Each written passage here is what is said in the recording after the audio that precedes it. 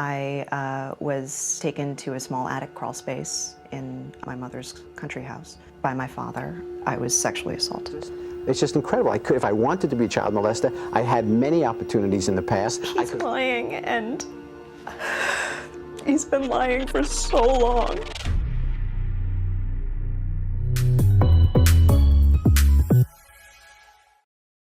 It's about time we talk about the disturbing allegations against Woody Allen. If you guys don't know who Woody Allen is, he's an actor, comedian, and film director. Before we get into these allegations, I need you guys to look at his family tree because it is incredibly complicated and toxic. Once upon a time, he dated Mia Farrow, who adopted Soon-Yi Previn. Woody and Mia broke up, and then later on, he ended up marrying her daughter, Soon-Yi. I have a whole video breaking down Woody and Soon-Yi's relationship, but today we're talking about another one of his children, Dylan, and the allegations she's made against him. In the 1980s, Woody and Mia were one of the most powerful couples in Hollywood, and even though they were together, they really lived separate lives. They never lived in an apartment together. They both lived in New York, but on opposite sides of New York City's Central Park. They first met in 1979. Mia was divorced with 7 children, but Allen had no interest in raising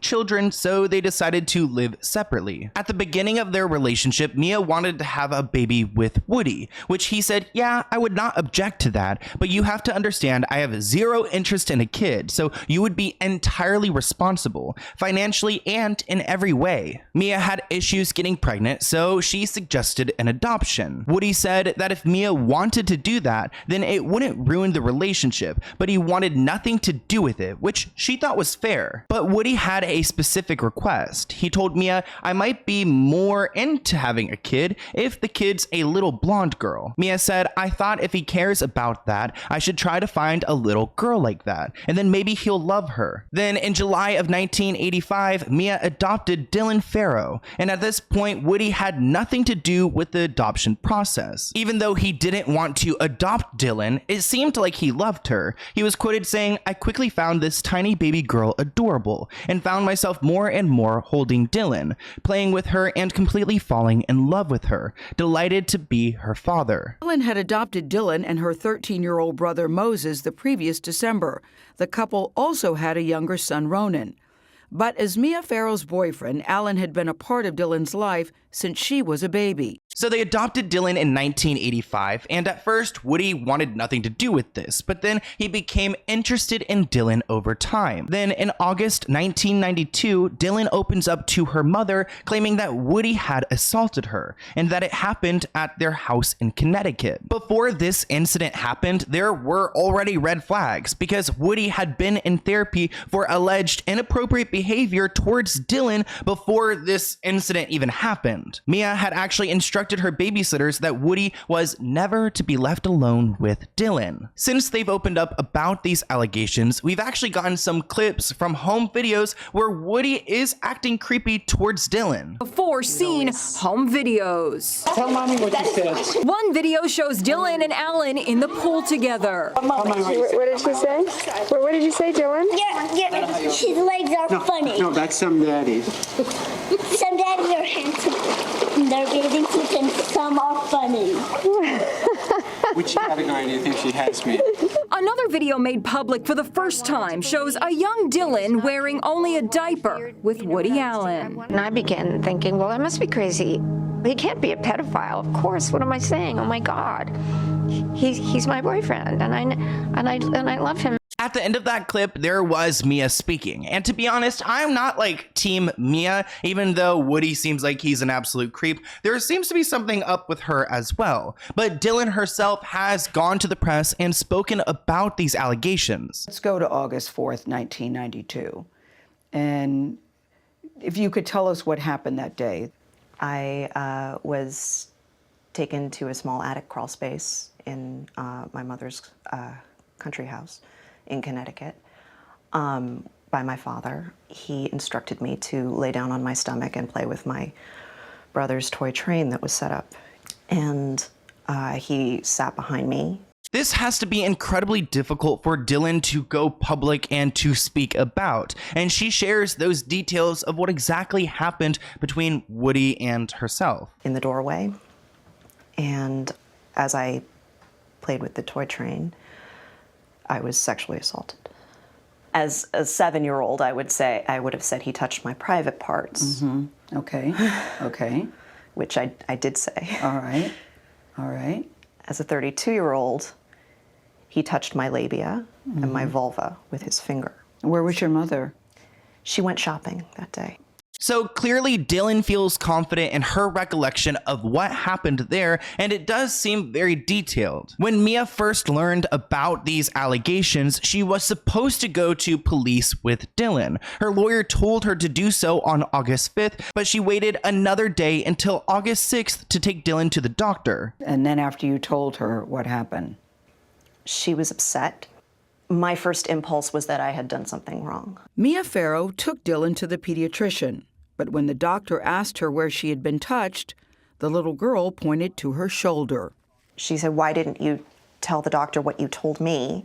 And I told her that I was embarrassed. And then we went back in. You went back in and then you told him? And I told the doctor. The same thing that you had told your mother? Yes. So she did go to the doctor, and at first she was a little bit shy about opening up about this, but eventually told the doctor what she had been through. But then on August 13th, 1992, so about 9 days after the incident, Woody files a suit against Mia Farrow for custody of their 3 children together, Satchel, Dylan, and Moses. Just a few days after that, the Connecticut State Police announced an investigation into Dylan's allegations. That same exact day, Woody and Soon-Yi go public with their relationship. So an investigation begins, and Woody isn't having it. He actually refuses to take a polygraph administered by the police. He did end up taking a polygraph team by someone who was hired by his own legal team. So we can't really trust those results if he's funding the results. But it seems like Dylan has some witnesses, because there's a couple of people who can vouch for her. A babysitter of a friend told police and gave a sworn testimony that Woody and Dylan went missing for about 15 or 20 minutes when she was at the house. Another babysitter told police and swore in court that on that same day she saw Alan with his head on Dylan's lap facing her body, while Dylan sat on the couch staring right at the television. A French tutor for the family told police and testified that day that she found that Dylan was not wearing underpants under her sundress. The first babysitter also testified that she did not tell Mia that Woody and Dylan had gone missing until after Dylan made her statements. So clearly something happened here, because Woody was at the house and there are multiple people testifying that he was there, and they went missing for a little bit. First, Woody told investigators that he had never been in the attic where the alleged incident took place. But then after his hair was found on a painting in the attic, he admitted that he might have stuck his head in once or twice. An investigator concluded that his account was not credible, but he continued to push this narrative and go to the press. A very bitter, acrimonious custody fight, drive up to Connecticut, where nobody likes me in the house. I'm with a house full of enemies. I mean, Mia was so enraged at me, and she had gotten all the kids to be angry at me, that I'm going to drive up there and suddenly, on visitation, pick this moment in my life to become a child molester. It's just incredible. If I wanted to be a child molester, I had many opportunities in the past. I could have quietly made a custody settlement with Mia in some way and done it in the future. I mean. So at this point in time, Mia had known about Woody's relationship with Soon-Yi, and she's not happy about it. You guys will need to go and watch that other video, and Woody is convinced that he has been set up because Mia has planted this story into her children's minds to hate him because she's mad about the Soon-Yi and Woody relationship. Mia Farrow raised her children by coaching, influencing, and rehearsing. He says his father never assaulted his sister, Dylan Farrow, and suggests the story was likely planted in Dylan's head. There's no morals. That's Moses Farrow in 1992, publicly denouncing his father, Woody Allen. So that's another one of their children who had come forward and claimed that Woody's a bad guy. Well, this guy, Moses, Dylan's brother, has now since come forth and claims that Mia's actually the abuser in this relationship and that Woody's innocent and nothing ever happened between Dylan and Woody. Moses was a kid at this point, so I kind of believe the babysitters over him because they actually witnessed them going away, but he claims defending his father in that moment was the biggest mistake he's ever made. Wednesday, Moses said he was with Dylan and his father the day of the alleged assault, and it never happened. He said no one would have allowed Dylan to step away with Allen alone because his mother made them believe he was a monster. We talk a little bit more about the allegations against Mia in my Soon Yi video, but let's go back in time to when they were in court fighting over Dylan. He puts out a 2-page statement on August 18th, 1992, and he pushes that narrative that Mia had brainwashed Dylan because she's upset over Soon Yi. He said, quote, "Not that I doubt that Dylan hasn't come to believe that she's been molested, but if from the age of 7, a vulnerable child is taught by a strong mother to hate her father because he's a monster who harmed her, it is so inconceivable that after many years of this indoctrination, the image of me Mia wanted to establish had taken root." Moses describes that moment as the biggest regret of his life. Moses claims he endured years of mental and physical abuse at the hands of his mother, Mia Farrow, and that led to him being obedient and deeply afraid of her. I'm sure that Mia was upset that her daughter had taken her boyfriend from her, but it doesn't necessarily mean that she can go and brainwash these children. Ellen had suggested that Dylan changed her story because she had been coached by her mother. Months earlier, Mia had found in his apartment nude pictures of her daughter, Soon Yi, whom she had adopted during an earlier marriage. Allen confessed to an affair with Soon Yi. The two remain a couple to this day. Leave a comment below. Do you guys believe that parents can brainwash their children? I mean, I believe it can happen, but I don't know if I believe that it happened here because Dylan has been so forthright with her allegations. Mia called me on the phone and said, in the course of an argumentative phone call, she said, "I have something very nasty planned for you." In a 1992 interview with 60 Minutes, Allen denied assaulting Dylan. Either she has been coached methodically to tell the story because... By Mia. By Mia, yeah. So they're still in court fighting this battle, and Woody Allen actually hires a team of medical experts to examine Dylan and come to their own conclusion. They take 7 months to examine Dylan, and they find no signs of molestation, and their report clears him of any charges. And what I don't understand is how is this crazy story of me being brainwashed and coached more believable than what I'm saying about being sexually assaulted by my father? Because your mother was very angry, so that she would try to coach you and try to get you to turn against your father.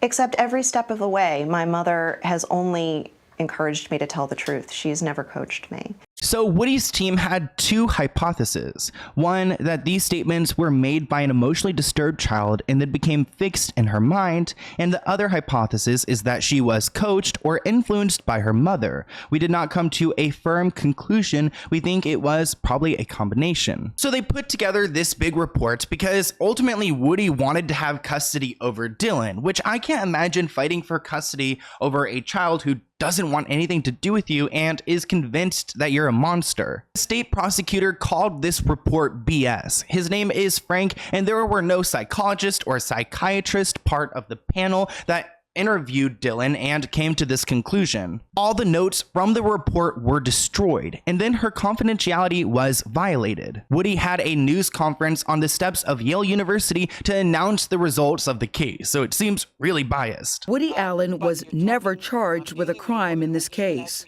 Both New York State child welfare investigators and a report by the Yale New Haven Hospital found that the abuse did not happen. One note that did make it out of the report was that Dylan had described heads being cut off in the attic, but they were actually just mannequins with wigs on it, so they claim that she just has distorted reality. But it wasn't just the state prosecutor who had reservations about the report. The state police, the state attorney, and the judge did not believe that this report was reliable. The Connecticut state prosecutor on the case, Frank Mako, questioned the Yale New Haven report's credibility, saying there was probable cause to charge Allen, but he thought Dylan was too fragile to face a celebrity trial. Woody Allen ended up losing 4 exhausting court battles, and he had to pay Mia Farrow over $1 million in attorney fees. The judge says that there's no credible evidence to support Woody's accusations that Mia had coached Dylan. The judge even denied visiting rights and said that Woody's behavior towards Dylan was grossly inappropriate and that all measures must be taken to protect her. Farrow was then awarded custody in 1993 by the New York State Supreme Court. According to the New York Times, acting Justice Elliot Wilk described Allen as a self-absorbed, untrustworthy, and insensitive father. So nobody was buying Woody's BS. Not the police, not the attorney's office, not the judge, nobody. The state attorney actually said that he did have probable cause to press charges against Woody Allen, but declined because at this point Dylan was too fragile to go through a big court battle. Dylan says that the incident in the attic wasn't the only time his behavior had been inappropriate. What would he do?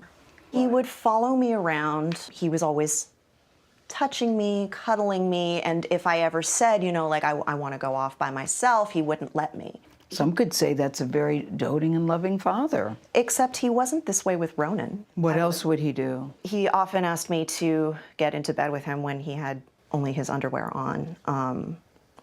And sometimes when only I had my underwear on. So there's definitely something up when it comes to Woody. I mean, there's some creep factor with the idea that he wants his daughter to like get into bed with him and they're not really wearing any clothing. And Dylan really started speaking about these allegations in 2014 when she wrote an open letter and put it on the internet. Quote, "When I was 7 years old, Woody Allen took me by the hand and led me into a dim closet-like attic on the second floor of our house. He told me to lay on my stomach and to play with my brother's electric train set, and then he essayed her. She also wrote, "I didn't like it when he would stick his thumb in my mouth. I didn't like it when I had to get into bed with him under the sheets when he was in his underwear. I didn't like it when he would place his head in my naked lap and breathe in and breathe out. I would hide under beds or lock myself in the bathroom to avoid these encounters, but he always found me." The letter is really well written and really scary to read, to imagine that a 7-year-old went through this. And as soon as she came out with that letter, Woody denied everything. Even though the Farrow family is cynically using the opportunity afforded by the Time's Up movement to repeat this discredited allegation, that does not make it any more true today than it was in the past. I never molested my daughter. His reasoning for why her allegations are false is so bad. He wrote that he's always kept away from the cramped attic because he suffers from claustrophobia. Just because he's claustrophobic does not exonerate him from these allegations, and it's really not a good explanation. He's lying, and he's been lying for so long.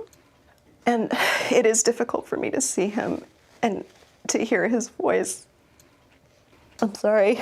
Dylan is clearly still distraught over this situation and probably really traumatized. Thankfully, she's had the support of her mother and her brother Ronan Farrow, who wrote in her support. He put out an article claiming that his father had manipulated the media to push that he was innocent and that he used his connections to have certain articles written to support Woody and to make Dylan seem like she's a liar. He wrote, "I believe my sister. This was always true." And even at 5 years old, he was taken back by his father's strange behavior, like climbing into her bed at the middle of the night or making her suck on his thumb. Keep in mind that Woody had to go to therapy because of this behavior, because they saw these red flags and they wanted to protect Dylan, but they couldn't. So I want to hear what you guys think in the comments below. Here's my email if you have any other video ideas for me, and I'll see you guys in a new video soon. Bye, guys.